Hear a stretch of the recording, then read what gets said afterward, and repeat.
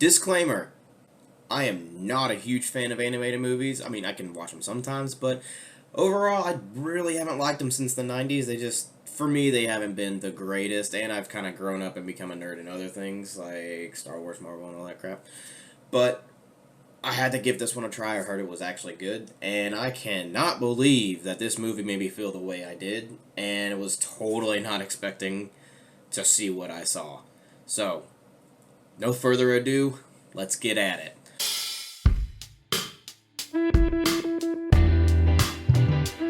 Soul, directed by a duo, Pete Docter and Kemp Powers.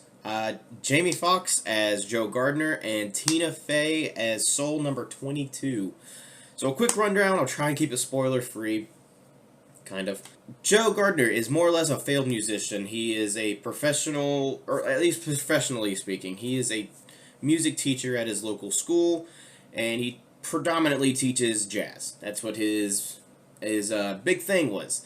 His father, when he was younger, took him to a jazz club called the One Note, and at first he thought it was dumb, he didn't want to go in, he was resistant, but the moment he saw that jazz piano player playing and getting into his rhythm, something took over, and from then on he's been gung-ho jazz piano playing, and he is incredible.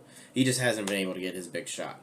So, he finally gets his big shot after one of his old students calls him up, and they let him try out basically that night. But on the way home, after he's all so excited, he's all on his phone, he's obviously, filled with emotions. He's just incredibly overwhelmed. And he's ignoring, little obstacles in his path. Like, there's, a bunch of tacks on the street. There's bananas, you could slip in a cartoon. And all of a sudden, he just falls down a manhole, and seemingly he dies. He wakes up as this little blue ghost soul Casper-looking thing. He still has a hat for some reason. And he's kind of confused. He doesn't know what's happened. He doesn't know where he is. And he's kind of chilling on this, pathway, the things at the airport that you can stand on and it, moves for you. And you can look at the people next to you and be like, ha, you're slow, I'm fast. He's on one of those kind of things, but he's on a fast track to what they call the Great Beyond, which is this giant egg-shaped light.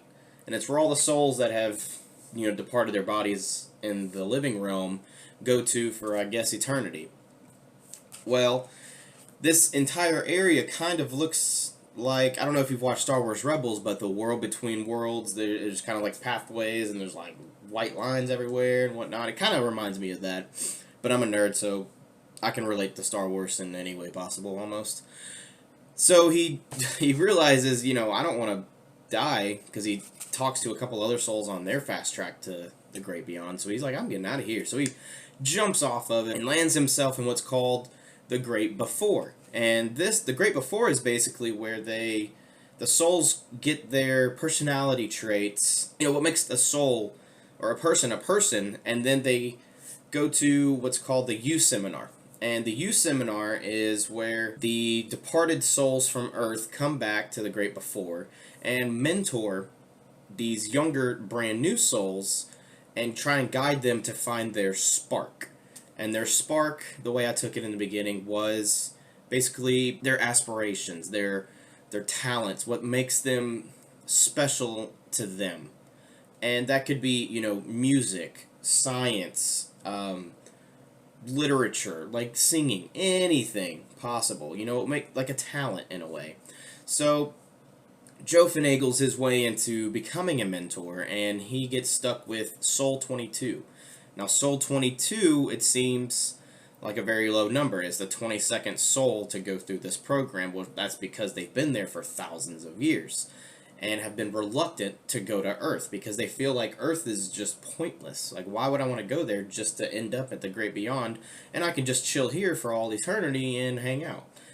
We go off with them, and Joe tries to take her to the U Seminar and try and figure out, what they could possibly be passionate about. They attempt cooking, singing, music, all sorts of stuff, and nothing really sticks. And he realizes, maybe this is a failed experiment and I may be stuck here. I'm trying to get back to Earth. I have this big shot tonight with this band. And with all of these failed attempts, Soul 22 comes up with this idea, hey, let's work together I'll get my spark badge. They have like these badges on their chest, like all these different aspects of what the soul is, and their final patch is an earth patch. That means, hey, you're good to go to earth. You got everything, let's go, be a person. So, in order to get that earth patch, they need to find their spark, and they worked out a deal between each other. Hey, I'll get my earth patch, and I'll give it to you. You can go back down to earth, you can continue living, and go to your big break, blah, blah, blah, and I'll stay here. And they're like, oh, yeah, cool. Joe's all for it. He's kind of being a little selfish about it because he's kind of self-absorbed with his big moment. I mean, granted, it's a big moment for him. So without going into too many spoilers after this point, I mean, that's like the first rundown of like the first 20-ish minutes. I kind of want to end it right there. This is a brand new movie that I really encourage most everybody to see. I didn't expect to like it this much, but I loved it. It was incredible, and I haven't loved a movie like this, and an animated movie at that. It hasn't made me feel that way since back in the old days when I was watching Fox and the Hound, and I was like a little kid crying my eyes out at the scene at the end. Just visually, the animation compared to way back then has improved astronomically. I was so vastly impressed with the technology that they've been able to come up with nowadays and make these movies seem almost real. I mean, obviously they're cartoons and you can easily tell, but there's some moments where I was like, wow, this looks real and it looks great. Especially, mainly the ones on Earth. Obviously the, souls are fake. But anyways, Disney has this thing where they, include a lot of themes in their movies and kind of life lessons. And this one is, you can interpret many different ways, but the one that I took from it was that you want to live life to the fullest. I mean, those like typical, Pinterest giant signs that, families put up in their walls, in like their living room or their hallway, live, laugh, love, or whatever, but in a way that kind of applies to this movie in a weird way. And, you could say life is too short, live life to the fullest, don't take life for granted, and find beauty in anything and everything that you attempt to do in life, because next thing you know, it's going to be over, and you look back and what have you lived for, and what have you done? Maybe nothing. At least in your own eyes, maybe nothing. And you want to try to have at least some sort of an impact, whether it's on other people, and doing something that's progressing other people in a positive way. With this movie, you can interpret it, of course, any which way, but that's the way I felt about that.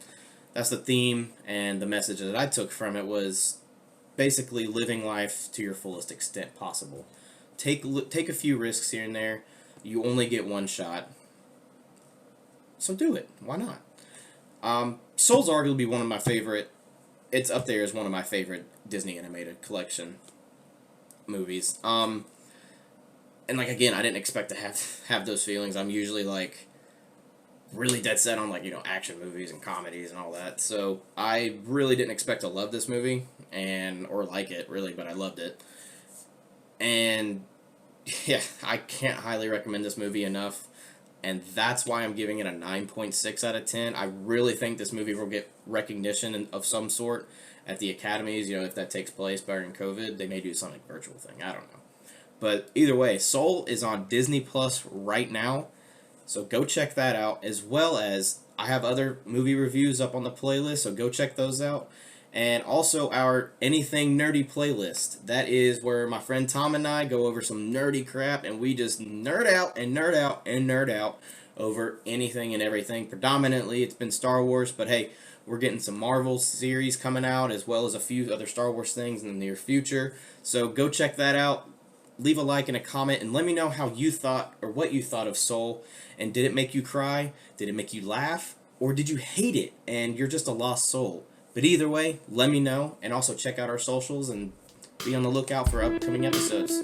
Thank you, and have an amazing day.